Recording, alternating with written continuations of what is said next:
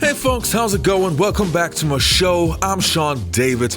Let's talk some old school NBA. In today's episode, I want to talk about the incredible rivalry between the Cleveland Cavaliers and the Chicago Bulls and take a closer look at Mark Price's final revenge against Michael Jordan. But before we start with this episode, I want to give a quick shout out to my Patreons. Thanks a lot, you guys, for supporting the show. It's really appreciated. And I would say enough of that. Let's dive right into today's episode.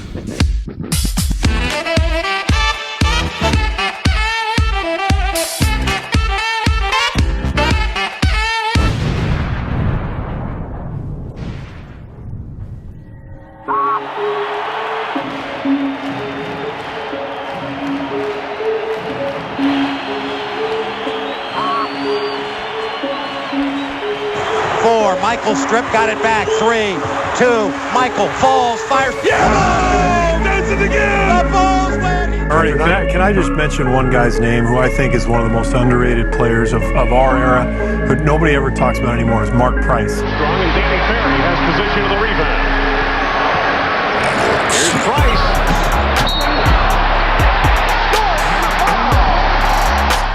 He was so good. You remember how hardest good to check on the pick and roll. He was split the pick and roll. Man. He created the split. Yes. Nobody was split the pick and roll. He was back waiting in the lane. He picks his spots to run.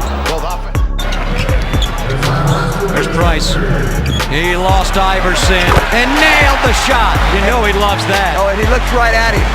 Mark Price, other than Steph Curry, was the best shooter I've ever seen in my life. Now, every true old school NBA fan knows those Michael Jordan plays, the shot against the Cleveland Cavaliers.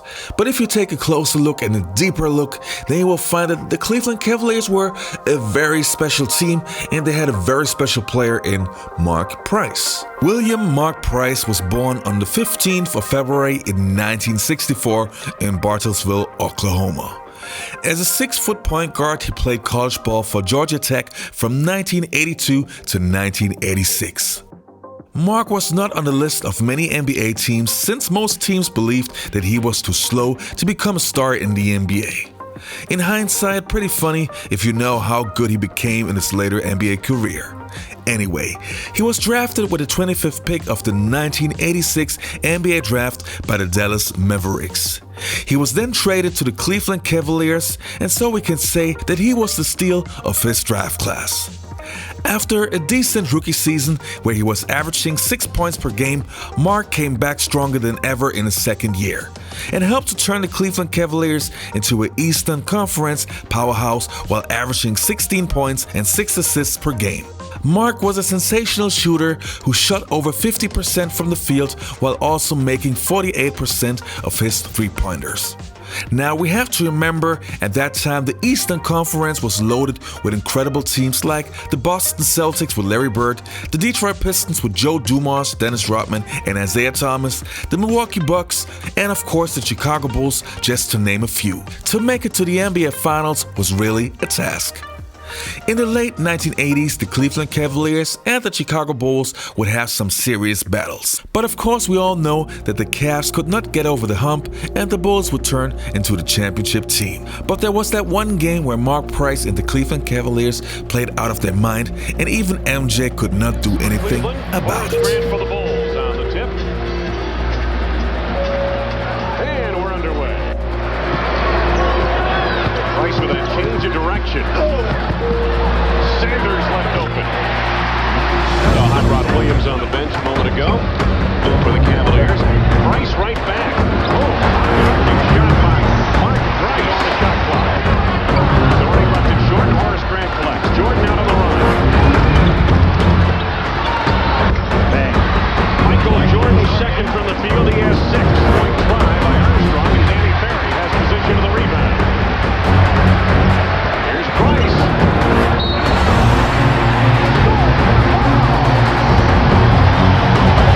He saw nobody back. He just accelerated with that ball, took it up court.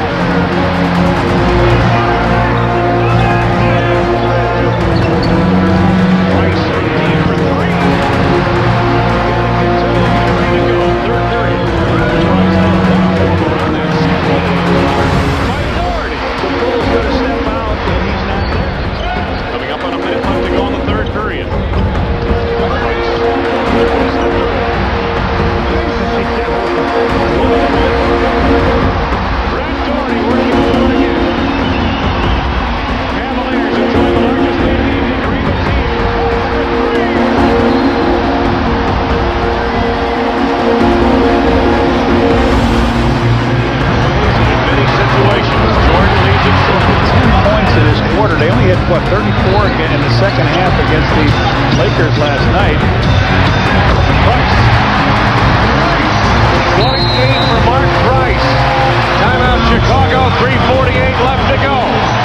Cavaliers in command. So you guys, you know, every single time I have these kind of videos, I always have a big surprise. So the surprise guest of this video is the man of the hour, Mark Price. Mark, how you doing? I'm doing great. Great. Thanks for having me on. Mark, you guys, your Cleveland Cavaliers team, you had an incredible rivalry with the Bulls. It was a battle. It was a war on the floor. What do you recall of that rivalry?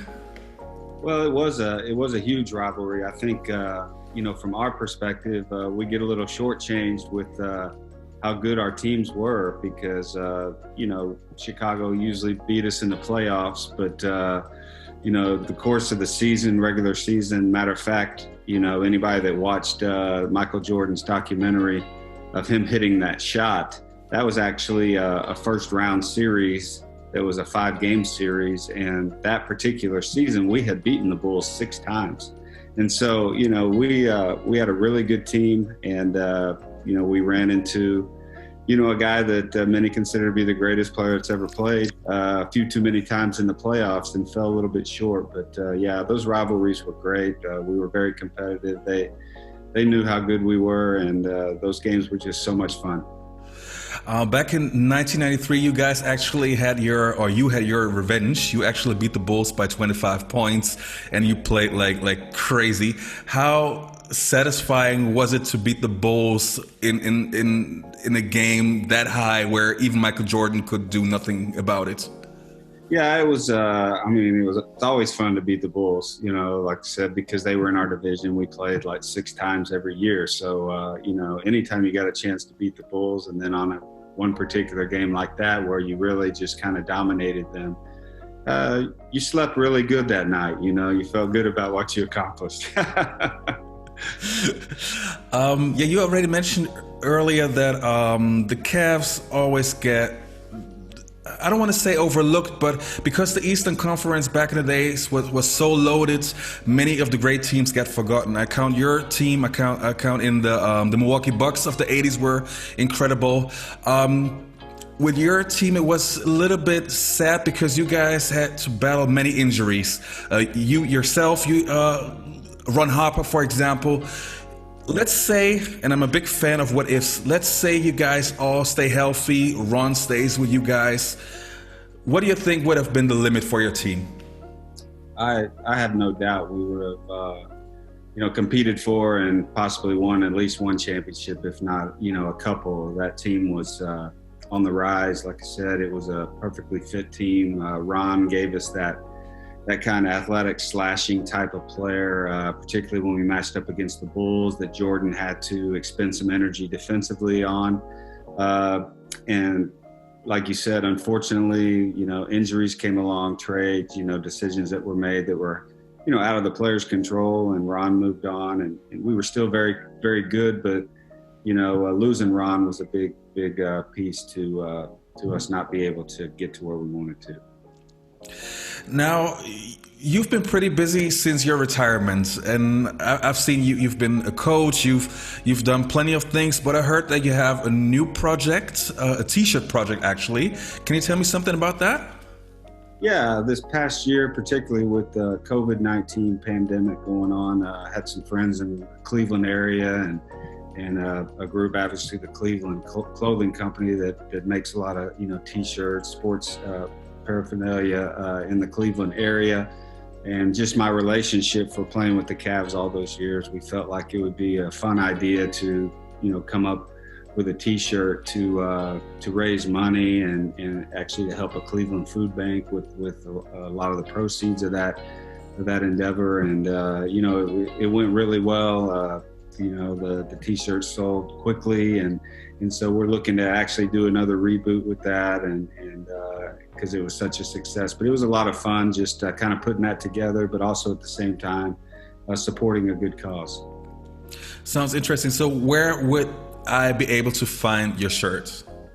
Well, particularly the Cleveland Clothing Company. I'm also in the process of putting a website together as well.